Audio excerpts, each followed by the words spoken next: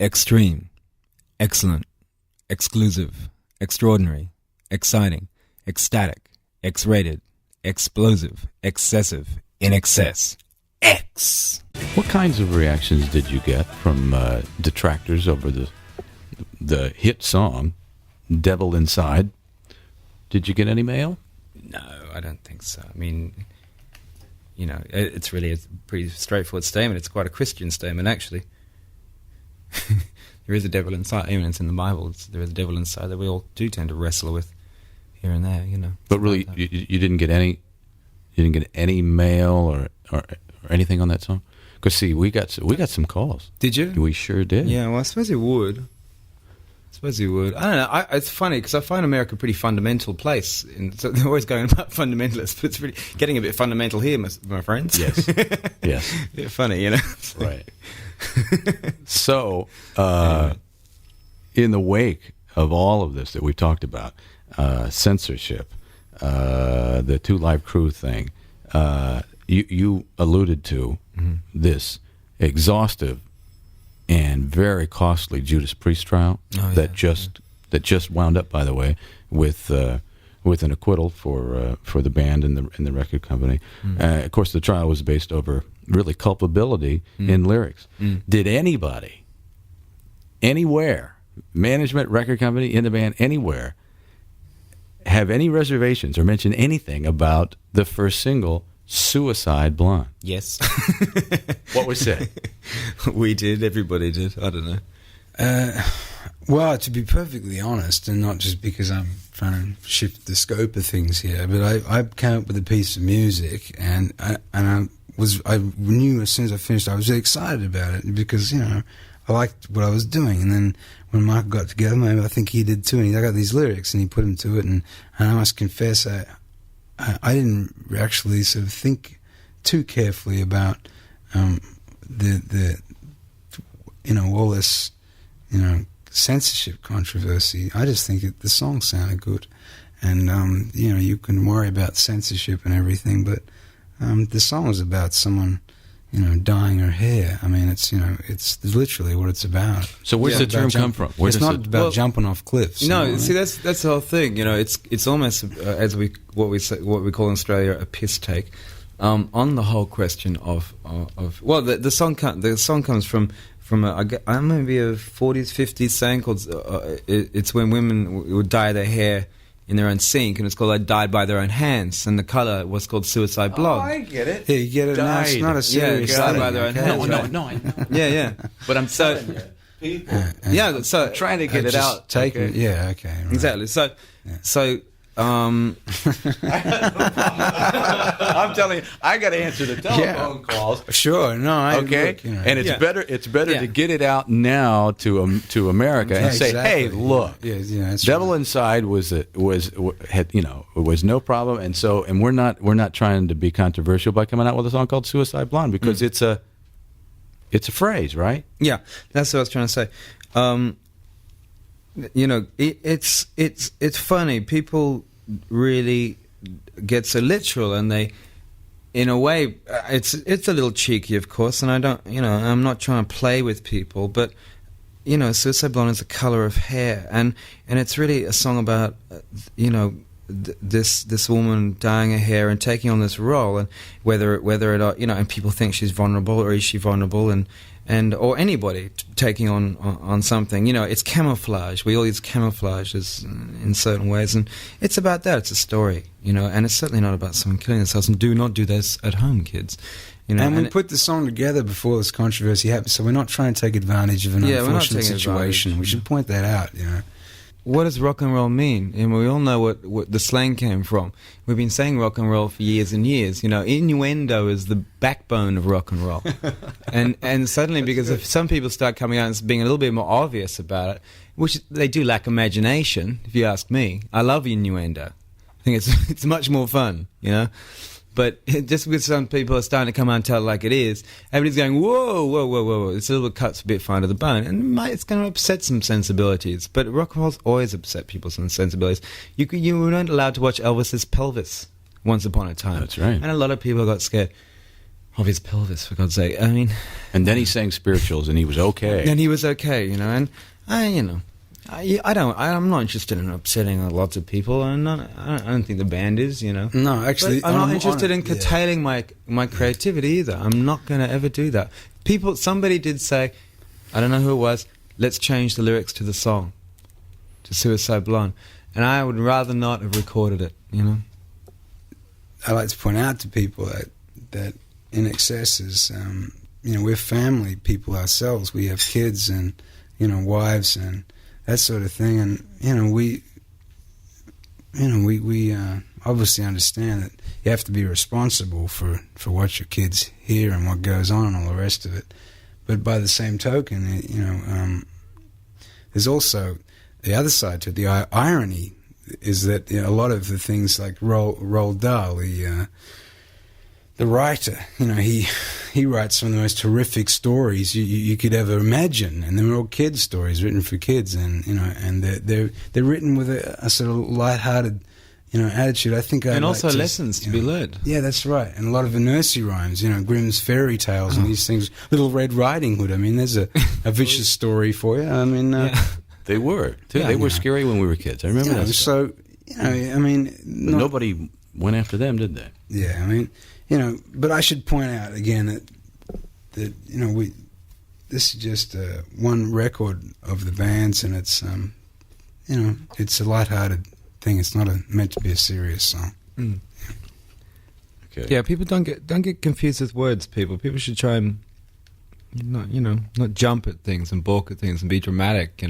Read into it, use your mind a little bit, read into it, understand things a bit more before people jump on people and start blaming and pointing fingers. INXS also has a lot of songs about improving your life as a person. We're very idealistic too. We like to think that things are going to get better, and everyone's got to try to make things better. I should point that out. In fact, Suicide Blonde is about the sad fact that society pushes sometimes bad inevitable outcomes onto people, and it's saying don't do that.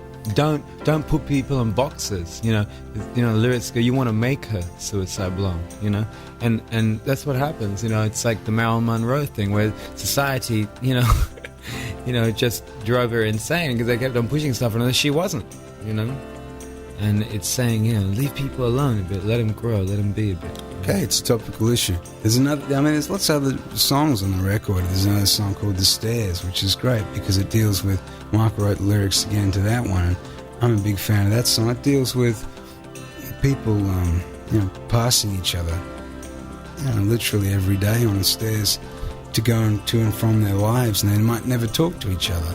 And they live in the same apartment building all their lives or whatever, and they're just, So we've had big walls go down, big symbolic walls go down all over, in the world recently, and we've all got them around us anyway, and it's saying trying to break this down a bit, Hi, this is Andrew Farriss from INXS. And I'm Michael Hutchence. Remember, X marks the spot on your musical treasure map. You mentioned earlier, Andrew, about getting some earthier sounds on this album. It seems that Tim has brought something out on the X album at times. I assume it's Tim. Correct me if I'm wrong, but that we haven't heard for several albums. And it's there's this twangy guitar on the Who Pays the Price and on Suicide Blonde. How do you think things like that and harmonica and that how does that affect the overall feel of the album? We haven't heard that on an INXS album really. We really sort of, I guess, went to town on that, I suppose. And not so much on the guitar thing because we've always done that, but on the harmonica thing, we had some fun with that. Actually, we were lucky. I mean, I'd been fooling around with some harp stuff, and I think the guys were talking about the fact that we needed someone, and a guy called Charlie Musselwhite was touring in Sydney, in Australia, just when we were recording, and we got Charlie to play, and the moment he started playing, I said the harp fell out of my hands onto the floor. And Charlie's a great player. Yeah, he's great. Yeah, he's pretty well That's how he ended up doing it, and that just worked out well. I was thinking even before I even listened to the music on X, about the groups that were born in kind of that post-punk, if you will, musical period. in which INXS was born, very late 70s, and bands that shall we say came into international prominence in the early 80s. Off the top of my head, The Police, Men at Work. There's really quite a lengthy list. Regardless of their success, their relative success, and some of those had tremendous success, they didn't survive. They're no longer with us. And INXS not only survived that period, that whole decade of the 80s, but you've thrived through the 80s. You're one of the few bands that formed then and are at a peak. Why do you think that is? I don't think we really have the faintest clue, to be honest. I mean, we obviously try to keep things together, but it just, the chemistry maybe is right. Yeah. Also, I don't think we really hit our stride for quite a few years. I mean, a lot of those bands, there are some great bands that were formed then, but they were formed in a very passionate way. Like they were formed out of punk, and they were put together with probably some pretty lofty ideals and ideas, and they burn out really quickly because they were very timely and they were great, but they kind of exhausted their own possibilities probably pretty fast, and we were still dithering about trying to find a style when they were like peaking. And then a lot of those bands were, even though they're from our generation, were influencing us. We certainly weren't influencing them. They were definitely influencing us, And we've taken a while to really form a style up for ourselves, I think. We're just getting into it now. And also, we really didn't have, unlike, say, Men at Work, who you mentioned previously, they went from being supporting us when we were doing pubs in Australia to next minute they're on your syndicated television programs, and I remember watching them thinking, what the hell is this? And in a way I felt really happy for him. I felt really sad for him, because it's a lot of pressure to come out of nowhere, or else we've maybe been lucky in a way to have built things slowly, because it's all been a gradual step, and we can each understand a little bit more about what we're actually doing, and and still keep enjoying it instead of just becoming this overnight sensation. I don't know if you like to put it that way. Okay, I understand exactly what you're saying. It's very interesting. However, when I talk to bands that were formed 10 years earlier than INXS, bands that were formed in the late 60s and early 70s, the record industry would not have allowed them to build album after album to finally hit their stride, build an audience, and have a successful, if you will, for lack of a better term, career. Why, then, if you were allowed to search for a style, build on a style, hone your craft, why are you the exception? Record companies haven't allowed that to happen for 15 or 20 years. I don't know. I think mainly because we've approached this from the very beginning like a band that we wouldn't let anybody sign us unless they understood us, and they understood that they weren't signing somebody they were going to make into anything. They weren't signing a solo act which you can play with it like rubber, and and that's how people did sign us, and I respect them for that, and it has been probably a long haul for them, sitting around going waiting, and I respect them for that. But I suppose a lot of bands did get. It's funny. We hear of a lot of internal struggles that go on in all these areas, and they sound like horror stories. But I don't know. It's true. It's true. There's a saying that Jimi Hendrix would never be signed today. Maybe in a few years they will, because everything went from the control of the record companies came in on something that was suddenly enormous. It was a society changed. The party already started. Yeah. And they came in and they went, who's happening? So it was created without anybody having to do with anything. It was just a natural phenomenon.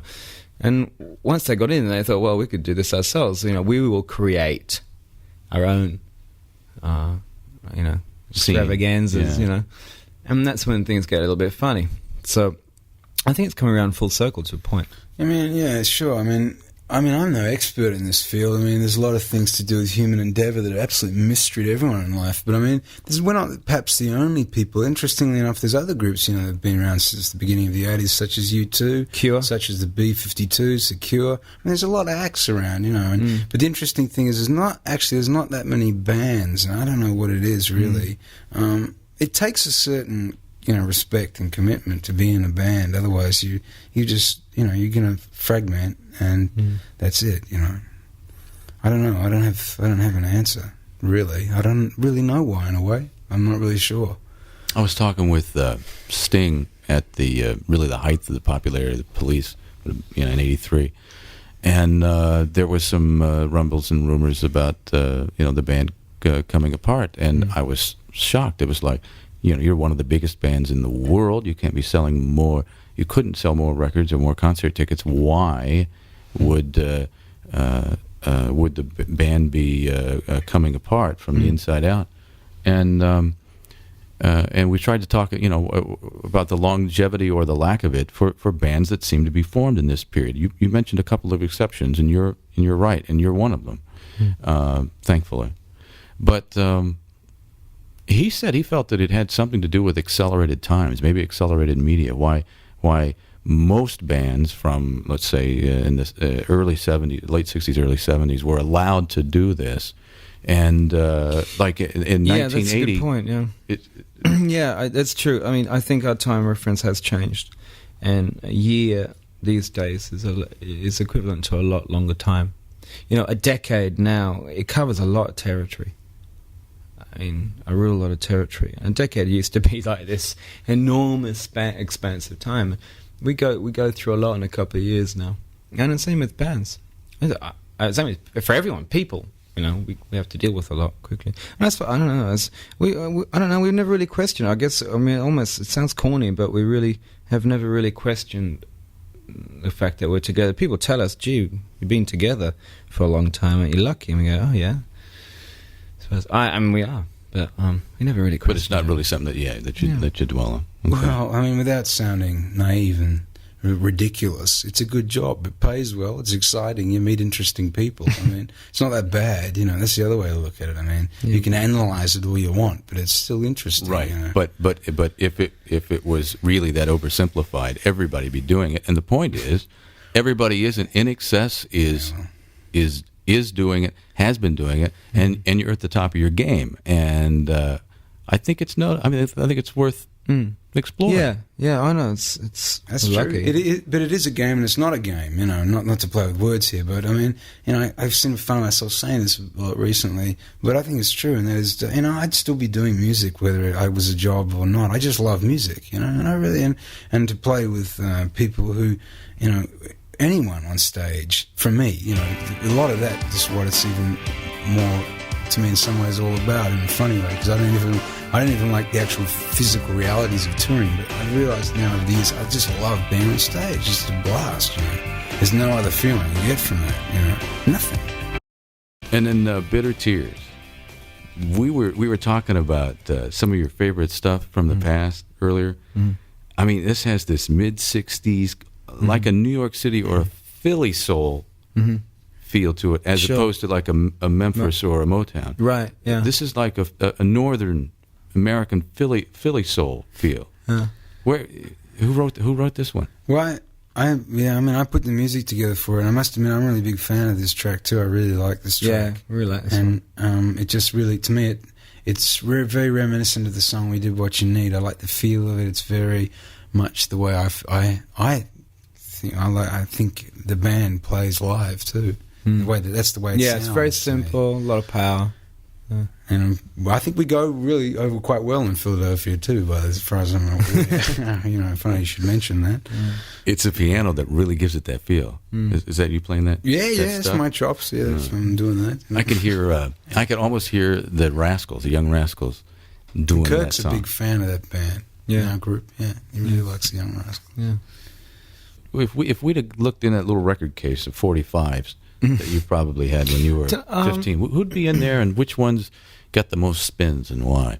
I know I had a really sort of strange musical upbringing because for some reason and I suppose everybody gets this, but firstly, my parents played a lot of really good music. They liked to party. They liked to have a lot of parties, and they had a fair amount of musician friends, and so there's a lot of Latin music, a lot of soul, a lot of Motown, party music from the 60s, And then my older sister added the element of Hendrix, Purple, Beatles, Stones, so on and so forth. And she used to be a go-go dancer, and I sort of really witnessed that whole thing, being a kid, being like, I don't know, 8, 9, 10, and seeing my sister sort of doing go-go dancing with her friends and stuff. And that was good. And then I really just became a fan. I don't think I was really sort of passionately. Didn't really idolize anyone, and I just enjoy music, and I still try and keep that innocence. Really just try and. I've only in the last couple of years actually would call myself, I guess, musically literate. To a point, to a degree, and I guess in a pop sense, and to say the least. I've just started to collect records again. I didn't have a record collection until the last couple of years, really. So now, I just do it. I listen to everything. I think the point is that you've got to get out there and really try and find music and explore it. And there's so much music out there, not just what's coming out of the West, but it's coming out of all over the world, And really get out there and explore it. I didn't realize, actually, how it all connects. And I've really tried to be, like a chronologer and try and find the connections, Realize that where rock comes from. Realize that the influences from the influenced, You can go back, I suppose. You can go way back to back, Adam and Eve. Whatever. Never forget seeing Professor Longhair playing in New Orleans in a street corner. That guy virtually walked off the fields and started playing, When somebody says the year 1988, or you see an old calendar and it's got the year 1988, tell me about what 1988 and success of the Kick album. What did it mean to INXS? I know it's broad. Yeah, it's a big one, but it was a big success. Can I say something here? I think the record, the actual success of that record, to a certain extent, I think took us a little bit by surprise. But the touring side of things was very hard in the early months, and then turned around to be this unbelievably euphoric state of affairs where people really wanted to see INXS. It was great, and then it tailed off where we've got to stop doing this, because it just was going on and on and on and on. So it went from one ridiculous extreme to the other. At the same time, and there's a point we're in between. I must admit, there's a happy medium there somewhere, and then we're a bit wiser because of that too. How to achieve that? It's also it's really hard to put in perspective while you're doing it. I think it's taken me 2 years to sit down and go, that was good, and we did that. Yeah, all of us, taken all of us. That's why we took some time off really to get away from it, understand what happened, but.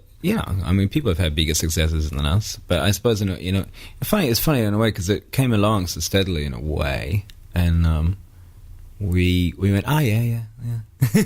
We're just going on to it. Oh yeah, we're going to play there now, are we? Oh, Texas Stadium, okay. Yeah. Right. That's right. And then we're standing there. Going, then you go, Texas, whoa, Dallas. Yeah, it's a stadium. We are here. It sounds a little naive and stupid. It was good. It was good.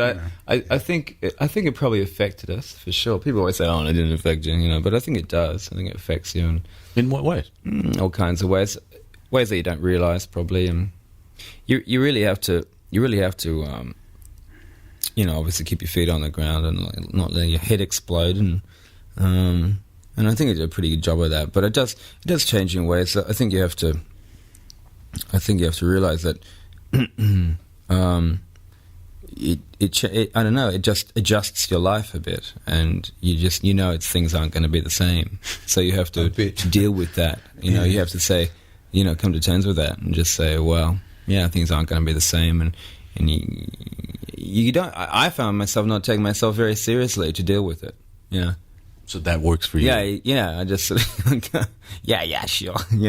You get very self-depreciating to deal with it, I think. And I talk to a lot of people about that, in the same sort of position, and that's what they do too. And the band does it to each other. We give each other, everybody gives me a hard time, funny, in a funny way, but, and, we keep everybody rolling along.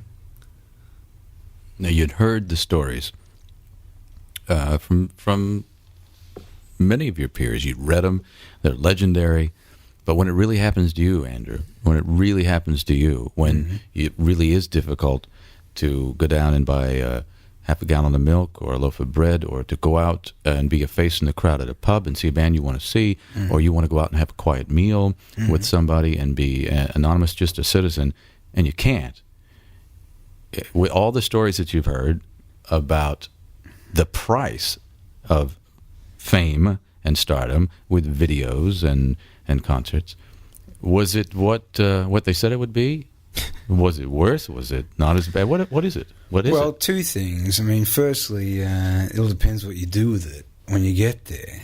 And secondly, I've been trying to figure out all day why my hands are so dirty. I mean, I've been looking at my fingernails. I swear, I got black stuff underneath them, and my hands are got Hold black. them up to the mic. And I suddenly thought, well, what have I got, I'm so grubby, and I suddenly thought, hey, maybe I've just done a good day's work, so maybe it's not that bad, You're back on the road, mate. Yeah. Grubby fingernails and all. I don't know what to say to something like that. Maybe I'll get my milk for free. I don't know, 88, the album Kick, first single out, goes to number 1, Need You Tonight. You get a top 2 and a top 3 in the next 6 months. This is just in America alone. I mean, that's in the books. That's not my opinion. That's a fact. Okay? Kick, the album, goes to number 3. Who knows how many millions of copies it sold worldwide? Do either one of you know? I don't know, 6-7 million. Oh. Well, there's a nice thing is it keeps going up. So, we don't know. If I tell you now, it's not true. I don't think it can go down. That's it. I hadn't thought about that. That's a good point. It can't go lower. They can't subtract. That's a good point. You can take them all back. So it is. It's strange that it was very successful. See, I can't spoiled now. Well, I can't conceive of 6 or 7 million anything. I know. 6 or 7 million blades of grass. I know.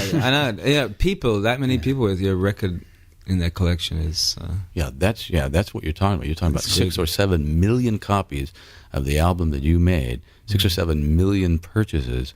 It's mind-boggling. So. Scaring me. Yeah, well, it's bringing us. Well, I'm shaking. It's bringing us. I keep going. It's bringing us up to this. Yeah. So why?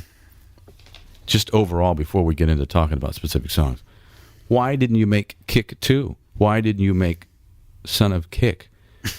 We couldn't. We tried. No. You mean why? Well, that's good. In other words, you're saying that you think it's a different album. Well, that's good. There's no question about it. Yeah. One listen and you go, wait a second. No, you did not make Kick 2. No, well. Why not? Well, I can give you an answer that may satisfy perhaps your question. I don't know. Hopefully it will. No, give me the truth. No, I'm just saying I don't. This is the truth. What I'm going to say is that having worked with a few other people recently who form bands, especially people who've been playing for a long time outside of their own interests, when they play together, they tend to have a certain sound. They cannot seem to change because they've pinned down their thing, and that's really what they're always going to do. And if you don't like it, it's too bad. I'm off somewhere else. And the interesting thing is when I play with these people, I realize that's the extent of what they're jamming. I mean, even when you're playing with them, they cannot be flexible, really. There are a lot of people who can be, but I realize there are some people who get really into this thing, and that's me, and don't try and change me, okay? Whereas one of the good things about INXS is, I must admit, one of the reasons I love playing with this band so much is you get in there and somehow someone says, hey, let's try this. And it's completely different. And you sort of think, I'm challenged. This is a challenge. This is going to throw up against me. Am I going to say, I can't go that way? Or am I just going to go with this and go, this is interesting? And that's a good thing about that. So I think, to boil all that down and distill it, it's not the 30s anymore, I guess, is to say that there's a situation where the group can adapt and improvise and keep changing with the times. I hope. Yeah. Funnily enough, our problem is that if it is a problem, is that we can really play anything in a lot of ways, and we've always been striving for years and years to try and almost formularize ourselves to get some grasp on what we can do, and luckily haven't succeeded. But on the way, you say haven't succeeded in just getting a formula to work off, but on the way we've explored. I find in trying to get from A to B, you end up at C, and that's so when the you fun find starts, stuff right? and that's really where it's at, I guess. And I think we've done that with this album. Yeah, I mean, that's true. I mean, and also there's a lot of over the years, there's a lot of things developed in the group that just happened. I mean, Kirk, when we started playing, he didn't even know what a saxophone looked like, and now he plays saxophone in the group. So he learnt that in the time we've been playing. These things just developed in the same way. I mean, I was playing guitar before I was playing really keyboards in this group with another band, and then I played a little bit of keyboards. Then I ended up playing keyboards, and so then I started developing my guitar again, and then it's like so. And now I'm going to other areas too. I mean, I would like to learn more about singing. I like to learn. I'm very thirsty for knowledge in all areas of music now, and I get the feeling that everyone in the band is like that, and that really is good. That's a good positive thing, to just be thirsty for creativity. X-treme, X-cellent, X-clusive, X-traordinary, X-citing, X-tatic, X-rated, X-plosive, X-cessive, INXS, X. When you sell 6 or 7 million anything, it can be 6 or 7 million bagels or frisbees, or in this case, kick albums. There is a lot of people who make a living off of your art. There are a lot of people who are behind the scenes that are necessary to keep an enterprise like this rolling. Yeah, that's the odd thing that happens. Well, now there's got to be some pressure from these people to have you do kick too. No, there isn't. Honestly, I know. There just isn't. And maybe you can correct me there, Andrew, but I really don't think there is. I never had a phone call from anybody, or I've never had a conversation with anyone that has intimated that on any level. You're very fortunate. You're definitely the exception to the record company rule. We tried to set ourselves up like that. How do you do that? How do we do? Well, you've got to maintain your sense of where you're going and what you're doing, and really that's what it's all about. But I should point out that if 6 million people want to use our records for frisbees, that's their right. They paid for it. They can throw it around if they want. I think our really responsibility is to ourselves, and then to the people that like us. I mean, you don't just like. Hopefully people don't like you for one album, and if they like an album a lot, then they're going to be interested to see where else you can take yourselves. And I think people would be disappointed if you repeated yourself. Yeah. Why repeat yourself? You might as well just keep the kick, and Now, I wasn't referring to your fans. I know you're referring to the business of the business. I'll tell you where the music. pressure comes. The pressure comes, if there is any, is to each other. If somebody's not coming up with the goods that we want them to come up with, that's a pressure to them. But that's on a basic band level. It's not all Walt Disney. There's a lot of hard work and a lot of tears or whatever that go into it. There's a lot of fun as well. But on the other level, it's touring actually that's interesting. There's a lot of people whose lives are involved with us, and it's strange, but you don't think about it really. But when you're touring out there, but towards the end of a tour, you do, and you realize there's 60 people, and they've got families, a lot of them, and and it all adds up to hundreds of people. And if you can count the record business, it's thousands, tens of thousands. And I was thinking of the including record yourself. business. I was thinking the record business first and foremost. Actually, yeah, whatever. It goes all the way through. Yeah, it's symbiotic, though. But we've actually, with our crew people that we have on our crews, we don't really take care of people. We try to. We genuinely try to. We hope to maintain. I believe that we have to keep taking care of them, I suppose. Well, it's not even just getting their respect is important to us, and some of us, being having families and kids ourselves or whatever, understand that to other people, their lives aren't to be taken lightly either. No. And we try to maintain a good relationship with the guys that work with us, or girls, or whatever.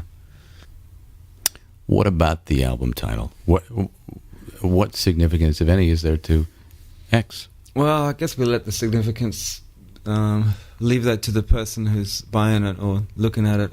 It was a good title because it's in our name already, and we didn't want a big wordy title. We wanted something that related to us but was open. And so it can mean lots of stuff. You know?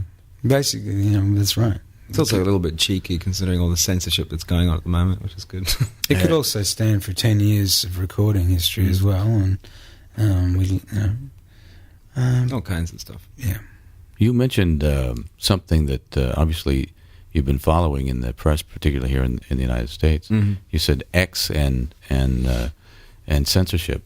How, if we were a fly on the wall in the rehearsal room or in the recording studio, what seems to be the prevailing opinion of the members of INXS regarding this subject? That's I don't know. I mean, it's twofold to me. To me, I think personally, on one side, I'm surprised rock and roll's got away with it for as long as it has, because most other things are censored, But on the other side,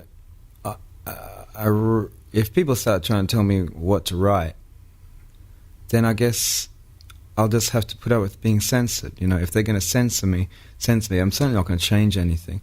And I really think it's semantics. We call our album X. What does it mean? What does it mean? It's not. You can't stop music getting to people. Two Live Crew's albums have sold probably 2 or 3 times as many as they would have. After if they hadn't been left alone. Right, this controversy, trying to keep it down, right? Yeah, I mean, I don't know. You can't. People should have a little more sense of irony and humor about all of this, especially heavy metal, which is the funniest stuff on earth. I mean, you can't take it too seriously. Look at the real problems. Don't stop. It always happens when things start going wrong, someone has to get blamed, and it's pretty easy to start blaming rock and roll for stuff. But really, it's a reflection on what's going wrong in society.